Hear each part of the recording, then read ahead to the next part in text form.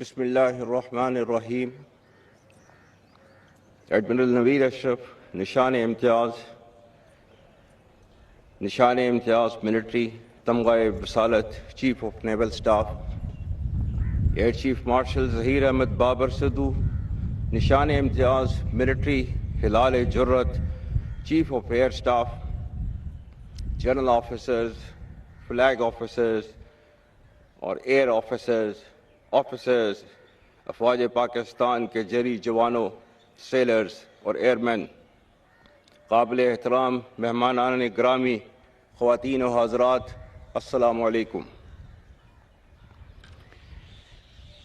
آج کا دن ہم سب کے لیے باعث افتخار ہے کہ ایک سال قبل معرکہ حق آپریشن بنیان مرصوص میں اللہ تعالیٰ کی رضا سے پاکستان، اس کی عوام اور افواج پاکستان کو ایک بے مثال کامیابی ملی۔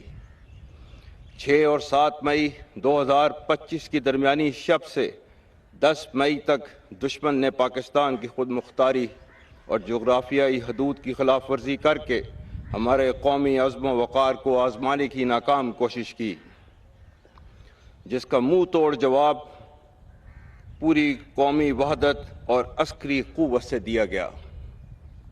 معرکہ حق محض 2 ممالک یا افواج کے درمیان لڑی جانے والی روایتی جنگ نہ تھی، بلکہ در حقیقت یہ 2 نظریات کے درمیان ایک فیصلہ کن معرکہ تھا، جس میں اللہ کے فضل سے حق فتح یاب اور باطل ہزیمت سے دوچار ہوا۔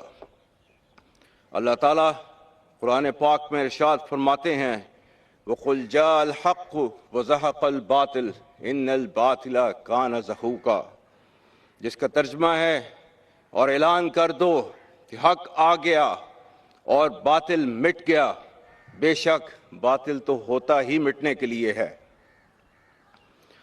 معزز حاضرین، مئی 2025 کا معرکہ کوئی اچانک پیش آنے والا واقعہ نہ تھا، بلکہ ہندوستان کے جعلی اور غاصبانہ ہتھ کنڈوں کے وسیع تر رجحان کا حصہ تھا۔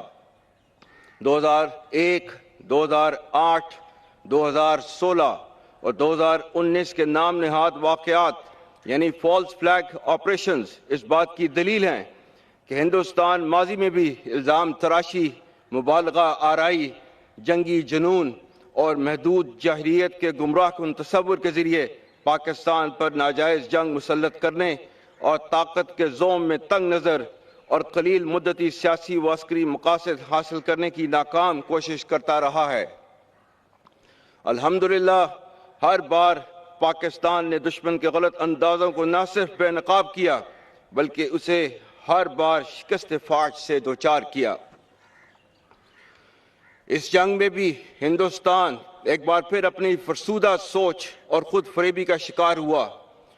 قوم کی امنگوں کے عین مطابق اس بار جواب معرکہ حق آپریشن بنیان مرصوص کی صورت میں دیا گیا، جس کا مقصد دشمن کی اس روش کو ہمیشہ کے لیے بے نقاب اور ناکام کرنا تھا، جس کے تحت وہ اپنی داخلی ناکامیوں سے توجہ ہٹانے کے لیے ہر خود کردہ واقعے کا الزام وطن عزیز پاکستان پر لگا کر جنگی ہیجان پیدا کرتا رہا ہے۔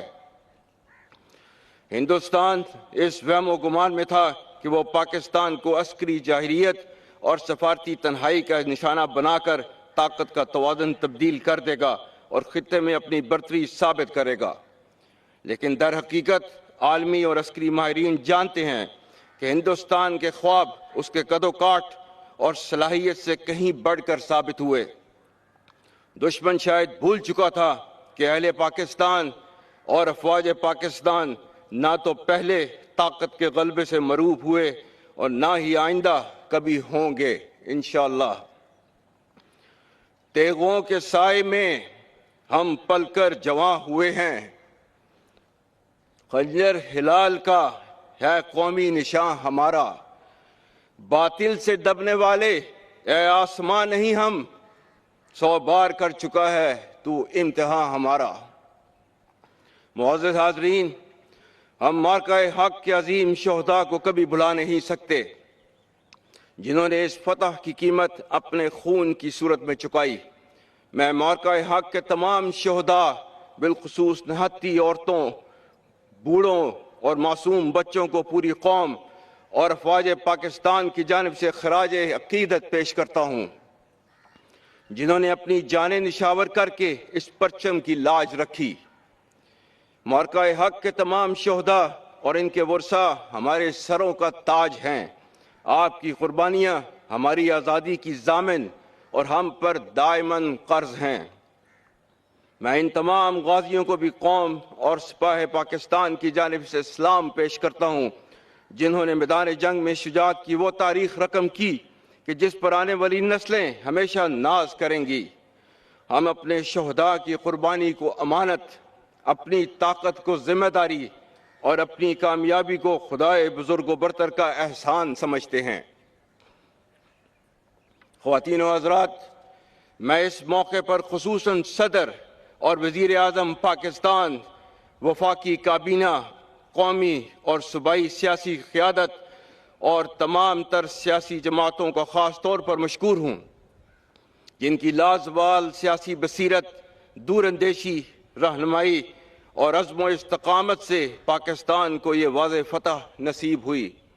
الحمدللہ قومی قیادت، تمام حکومتی اداروں اور پاکستانی قوم نے ایک اکائی کے طور پر یہ پیغام دیا کہ ملکی خود مختاری، سرحدی سالمیت اور قومی عزت و وقار پر کوئی سمجھوتا قابل قبول نہیں۔ پاکستان کی سیاسی قیادت اور متحرک سفارتی نمائندوں نے پاکستان کے واضح موقف کو دنیا کے اعلیٰ ایوانوں میں پہنچا کر عالمی محاذ پر بھی کامیابی حاصل کی۔ اسی طرح پاکستانی میڈیا، صحافی برادری اور خاص کر ہمارے نوجوانوں نے جس طرح دشمن کے پروپیگنڈا، سائبر وارفیئر اور نفسیاتی چالوں کو ناکام بنایا، اس کی نظیر نہیں ملتی۔ یہ معرکہ صرف میدان جنگ میں ہی نہیں بلکہ ملکی و قومی سطح پر معاشرے کے تمام شعبہ جات میں جیتا گیا۔ معزز حاضرین، کسی بھی ملک کی حقیقی طاقت اس کے عوام کی وحدت فکر و عمل اور ان کے جذبہ حب الوطنی میں مضمر ہے۔ معرکہ حق کی طاقتور جوہد وہ ہمہ گیر قومی اتفاق تھا جس کا مظاہرہ پاکستان کے عوام نے کیا۔